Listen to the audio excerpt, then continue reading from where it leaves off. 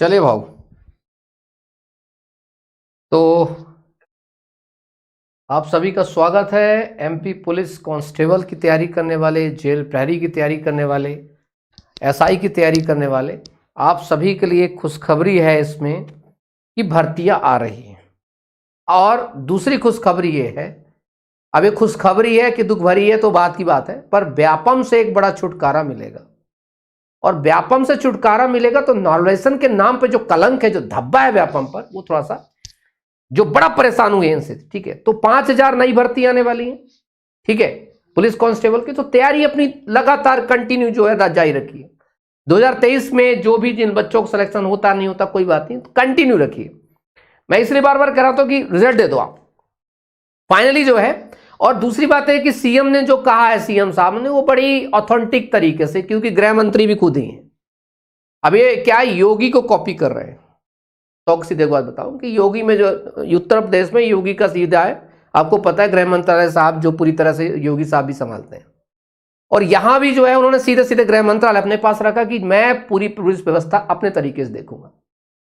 व्यापम पर चूंकि उन्हें भरोसा नहीं है, मैं आप साफ साफ बता दूं, उन्हें व्यापम भरोसा नहीं है। जब किसी देखो व्यापम पर भरोसा, मैं आपको पहले बताया था कि व्यापम की भर्तियों पर भरोसा सीएम शिवराज सिंह चौहान जी को बहुत था, क्योंकि उनकी एक बड़ी वो था, व्यापम कहते हैं जो किसी व्यक्ति का फाउंडेशन करता होता है ना, फाउंडर होता है, उसको बड़ा दिल से लगा के रखता है। मनमोहन साहब को इससे कोई फर्क नहीं। मनमोहन यादव साहब का सीधे सीधे है कि भैया मेरे को इस विवादित ईएसबी से मुक्ति करनी है, ताकि पुलिस व्यवस्था दुष्ट चुस्त दुरुस्त रहे और तरीके से चले। अब इसमें है क्या, ये आज प्रदेश टुडे का है, आज का बिल्कुल खबर है 31 दिसंबर का। बहुत अच्छी बात है कि आज हमें पता चल गया है। मनमोहन बदलाव और उत्सव से नए साल, एमपी वर्दी वाली सभी भर्तियां करेगा पीएचक्यू बोर्ड। मतलब पुलिस की तो करेगा ही, वन रक्षक की भी करेगा, आबकारी भी करेगा, जेल प्रहरी भी करेगा, मतलब सब करेगा पीएचक्यू बोर्ड करेगा। जितने भी आप लोग वर्दीधारी पद हैं उन सब में जो है सबसे ज्यादा इसी का अपना रोल रहेगा, है ना। अगर हम इसको देखें, इन्होंने क्या कहा, पूरी न्यूज को आज पढ़ते हैं। ठीक है, क्या कहा, पुलिस वन आबकारी में आरक्षक के साथ ही जेल प्रहरियों की भर्ती अब व्यापम, अब मध्य प्रदेश का चयन नहीं होगी। यह फैसला शासन स्तर पर हो गया है। इन भर्तियों के लिए नया बोर्ड बनाया जा रहा है जो सभी वर्दी वाले आरक्षक और प्रहरियों की भर्ती परीक्षा का आयोजन करेगा। यह बोर्ड इसी साल से काम शुरू करेगा। सूत्रों की मानी जाए तो इस बोर्ड को बनाने का जिम्मा पुलिस मुख्यालय को दिया गया है। इस पर काम शुरू हो चुका है। पुलिस मुख्यालय के आला अफसर इस बोर्ड के बनाने में काम में जुटने वाले हैं। अफसरों को संदेश मिल गया कि पुलिस के साथ ही यह बोर्ड वन रक्षक, जेल प्रहरी, आबकारी आरक्षक की भर्ती करेगा। इस बोर्ड का स्वरूप क्या होगा, किस किस रैंक के अफसर इसमें शामिल होंगे, लिखित परीक्षा में पेपर कैसे है और कौन कौन बनाएंगे, इन सब पर काम होना बाकी। मतलब बहुत अच्छी चीज है कि जो पिछले कई दिनों से आप लोग एमपीएसआई और तमाम चीजों पर देखे थे, बड़ी दिक्कत थी। ठीक है, वो चीजें दिमाग पर रखेंगे आप लोग। अच्छा, एक और चीज में इस पे जो एडीजी चयन शाखा के जो व्यक्ति हैं उनका नाम है संजीव समी साहब। आईपीएस हैं, बहुत तेज तर्रार आईपीएस हैं। उनके कार्यशैली से पूरा प्रदेश जानता है उनको अच्छे से। और वो इस समय शायद सागर या शायद ग्वालियर, आई थिंक यहाँ का जो है उनके पास इंचार्ज भी है, मतलब वो आईजी के ऊपर जो है वहां पर वो लोग देख भी रहे हैं। अब क्या है, जब तक चयन शाखा में संजीव समी साहब है तो आप ध्यान रखना अनुप्रयोग होते रहेंगे, नए नए प्रयोग होते रहेंगे। एसआई का सिलेबस उन्हीं ने ही बदलाव के लिए प्रस्तावित किया, तो जब तक वो है तब तक पुराने सिलेबस में तो नहीं होने देंगे एमपीएसआई। उन्हें नया सिलेबस के तहत उनको चाहिए होगी। मैं क्लियर कट के बता रहा हूं। जेल प्रहरी की भर्ती और बाकी वन रक्षक की सभी चीजों में वो लोग नया चीज करेंगे। और अच्छी बात यह है संजीव साहब की, आरक्षण का खैर विवाद उन्होंने बढ़ाया उन्हें अपने कार्यकाल आने के बाद। उन्होंने आरक्षण के मुद्दे को शायद समझ नहीं पाए हैं वो, कि महिलाओं का आरक्षण, एक सर्विसमैन का आरक्षण।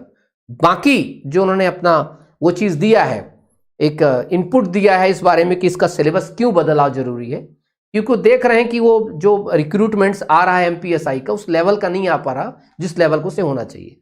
जैसे आप खुद देखें, अगर हम यूपीएसआई के देखें तो वहां पर कानून की पढ़ाई, तमाम चीजें, क्योंकि आवाज के देखो बीएनएस भारत नई संहिता आएगी, आपको पता होना चाहिए, नई चीजें लॉन्च हो गई हैं। बच्चों को पता नहीं यार, बच्चों को यही नहीं पता, एक पढ़े लिखे ग्रेजुएट को नहीं पता कि एफआईआर के लिए सेक्शन कौन सा है।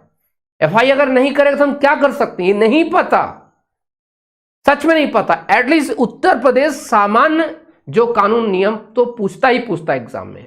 और इस लेवल पर मध्य प्रदेश का सिलेबस बहुत ही घटिया था एमपीएसआई का, सच बताऊं तो बहुत ही घटिया। अव्वल दर्जे घटिया सिलेबस, इसमें रट्टा मार आगे बढ़ वाली बात थी। अब जो इसमें सिलेबस की जो फाउंडेशन रखी जाएगी वो बहुत बढ़िया फाउंडेशन रहेगी और अच्छी बात इस चीज पे, ठीक है। सर जी पीएचक्यू तो बहुत बड़ी धांधली करेगा, देखो क्या करेगा क्या नहीं करेगा, क्यों व्यापम से धांधली नहीं हुई है क्या? सीधे सीधे 10-10 नंबर कम कर दे जा रहे हैं, जिसका मर्जी उसको नंबर बढ़ा दे रहे हैं, जिसकी मर्जी उसको घटा दे रहे हैं, कोई उनको खुद नहीं पता हम किसका बढ़ा रहे किसका नहीं घटा रहे, ठीक है। पर पीएचक्यू पर अभी कोई चीज शुरू नहीं हुई और आप पर क्वेश्चन लगा देना एक व्यर्थ की बात है।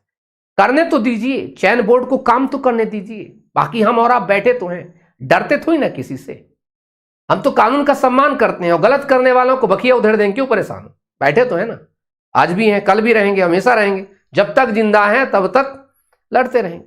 और अच्छी बात है अपने बड़े भाई साहब जो हैं सीएम साहब हैं, भाई बड़े भाई साहब क्यों बोला मैंने, अब देखो मतलब यो भी युवा है, उनसे थोड़ा ही छोटा मैं हूँ, है कि नहीं, तो थोड़ा यंग आया है तो कुछ नया करेंगे और वो तो कोशिश करेंगे कि मैं आपको पहले बोला था पटवारी भर्ती परीक्षा तमाम परीक्षाओं के बारे में क्यों बोला था कि मनमोहन साहब जो है उस चीज को, मोहन यादव साहब, मनमोहन की तरह मोहन यादव साहब जो है उसको आगे सिर पे लेके नहीं चलेंगे, दूसरे का मैला, दूसरे की झंझट, दूसरे की परेशानी कोई अपने सिर पे नहीं लेके चलता है, 100 की सीधी बात, दूसरे की गंध अपने सिर पे लेके कोई नहीं चलता है, दूसरे का पाप कोई ढोएगा नहीं, ठीक है।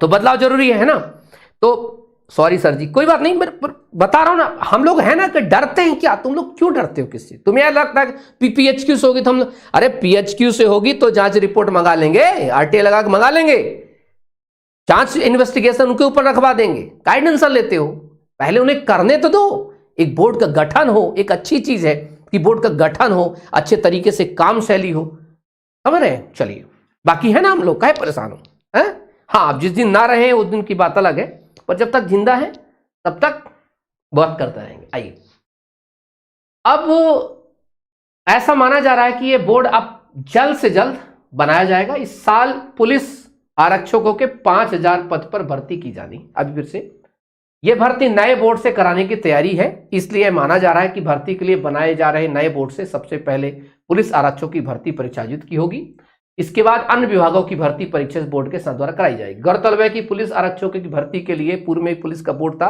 जो भर्ती परीक्षा आयोजित कराता था, बाद इस बोर्ड को भंग कर दिया गया और भर्ती के लिए लिखित परीक्षा का जिम्मा व्यापम को दे दिया गया था। अब क्यों बनाया जा रहा है आखिरकार बोर्ड, ऐसा हुआ क्या, उनको तो पता है, सीएम साहब आए हैं, प्रभार बांटने विभाग बांटने से पहले हम लोग एक आंदोलन कर दिया, आपको पता हो 27 दिसंबर को, हाय अल्लाह हो गया, अच्छे अच्छे बच्चे आए थे, ठंड में अच्छे बच्चे आए थे, कुछ बच्चे मोहन यादव साहब के पास खुद गए, तो हाथ में ज्ञापन दिया भाई एमपीएसआई का, अभी फिर से ज्ञापन देंगे, टेंशन ना लो, एमपीएसआई के लिए भी। दरअसल प्रदेश में व्यापम द्वारा कराई गई भर्ती परीक्षा और इंजीनियरिंग एवं मेडिकल कॉलेज में प्रवेश की परीक्षाओं को लेकर धांधली हुई थी, ये देखो सुनो, जिस पर मध्यप्रदेश पुलिस और उसके बाद सीबीआई ने व्यापक कार्रवाई करते हुए हजारों लोगों पर प्रकरण दर्ज किए थे। देश भर में विवादग्रस्त होने के चलते व्यापम का नाम बदलकर मध्यप्रदेश कर्मचारी चयन किया गया। इसके बाद ही भर्ती परीक्षाओं में गड़बड़ी होने के आरोप इस बोर्ड पर लगते रहे। इन आरोपों की गूंज प्रदेश के बाहर भी लगातार पहुंचती रही है। इसके चलते अब यह तय किया गया कि वर्दी वाली पद भर्ती के लिए नया बोर्ड बनाया जाएगा और उस बोर्ड का जो नाम होगा, जैसे आपको पता है कि उत्तर प्रदेश में यूपीपीआरबी, उत्तर प्रदेश पुलिस रिक्रूटमेंट एक बोर्ड है, वो यूपीपीआरबी खुद अपना कराता है, ठीक। तो वहां भी तो करते हैं भाई, ऐसा तो ही ना, वहां भी तो आप लोग करते हैं, अभी आप लोग फॉर्म भी भरेंगे उस चीज के लिए, ठीक है। गुरुजी आपके चरण स्पर्श, मुझे आपके आशीर्वाद बहुत जरूरत है और हम सब लोग आपके साथ हैं, केवल आप मेरी लागत ताकत हो। नए साल 2024 की एडवांस शुभकामनाएं, बहुत बहुत शुभकामनाएं आप सबकी, ठीक है।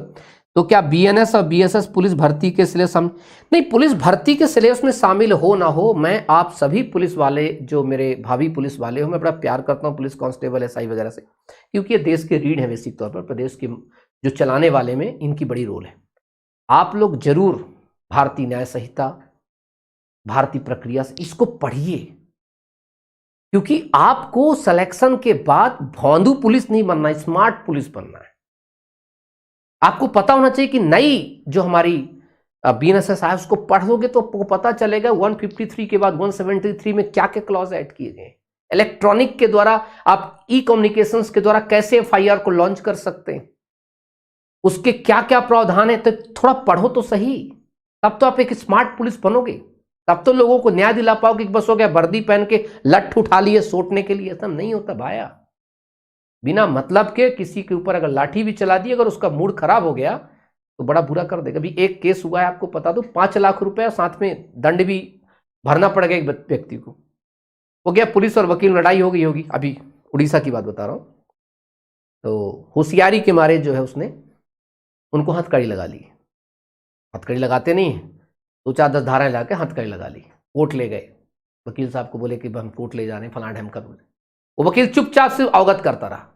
वकील ने कुछ नहीं किया। जब कोर्ट की पेशी चल रही थी तो उन्होंने एक लेटर लिखा राष्ट्रीय मानवाधिकार आयोग को, और जज साहब से एक चीज पूछी, आर्टिकल 21 का हवाला दिया। बोला इससे पूछिए जरा कि ये हथकड़ी मुझे लगाया क्यों, और एक सामान्य से विवाद को लेकर के एक मेरे जैसे मेरी प्रेस्टिजियस चीज को कैसे इसने छूने का प्रयास किया, और इस व्यक्ति ने मेरे नाम को कैसे इसने डिमेस किया।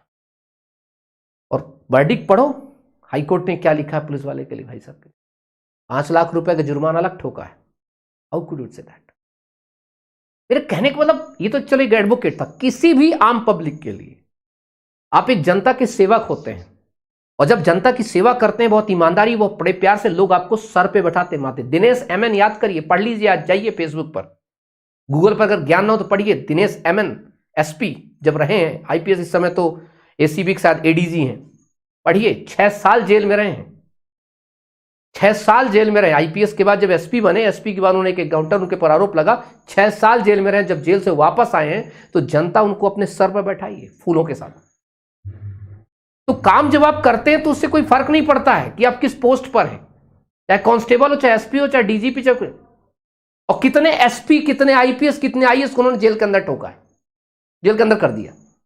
तो मेरे कहने का मतलब यह है कि जिस फोर्स के लिए जा रहे हैं आप, आपको उस वर्दी से आपको इज्जत नहीं मिलनी चाहिए कि आपको आपके पास वर्दी तो इज्जत मिले, नहीं। इतनी हमदर्दी हो कि उस वर्दी वाले की इज्जत होनी चाहिए, ताकि जब आप वर्दी पहने तो वर्दी की इज्जत आपसे बढ़नी चाहिए। बड़ा मजेदार हो जाता है, चाहे एसआई बने चाहे कांस्टेबल में, जहां भी रहे, बहुत शानदार। तो अभी पढ़िए आप इस चीज को, ठीक है। जी जी जी सर, महिला पर्यवेक्षक पटवारी का बता दीजिए कुछ। यार क्या बताएं पटवारी का, अब तो मोहन यादव साहब ही बताएंगे पटवारी का। दिल्ली पुलिस रिजल्ट भी आउट हो गया, बहुत बढ़िया, गुड। सर, मध्य प्रदेश के सारे फौजी आपको जानते हैं और आपकी बातें करते हैं, आपकी बड़ी इज्जत है फौज में, आप अत्यंत साहसी और अडिग मार्गदर्शक हो। गोस्वामी, हाँ, मैं अगर आप चर्चा करूं एक्स सर्विसमैन को लेकर, तो मैं दिल से आप सभी को सलाम करता हूं, सैल्यूट करता हूं, और पूरे मध्य प्रदेश के तरफ से आपसे माफी भी मांगता हूं, क्योंकि मध्य प्रदेश का बड़ा कुकृत्य है मध्य प्रदेश पुलिस भर्ती के तरफ से। क्योंकि मध्य प्रदेश पुलिस जो है वो मेरी पुलिस है, हमारी पुलिस है, हम सबकी पुलिस है। अर्थात हमारे टैक्स से, हम लोगों की मेहनत से जो हमने एक मध्य प्रदेश को खड़ा किया, उससे पुलिस बनाया, उससे प्रशासन बनाया।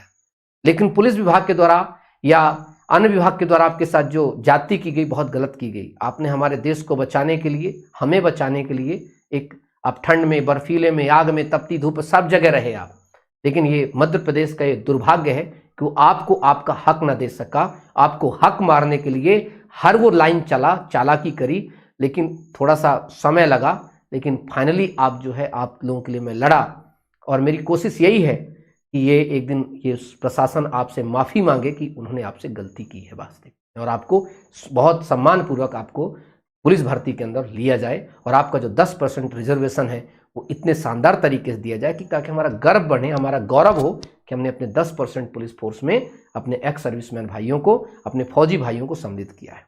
और माफ़ी मैं इसलिए मांग रहा हूँ क्योंकि ये दुर्भाग्य है ऐसे लोगों का जो प्रशासन में बैठे हैं, जो समझ नहीं पाए कि एक्स सर्विसमैन का एक्चुअली में जो रिजर्वेशन है कितना महत्वपूर्ण है, उसका जो क्लॉज 6A है वो कितना महत्वपूर्ण है।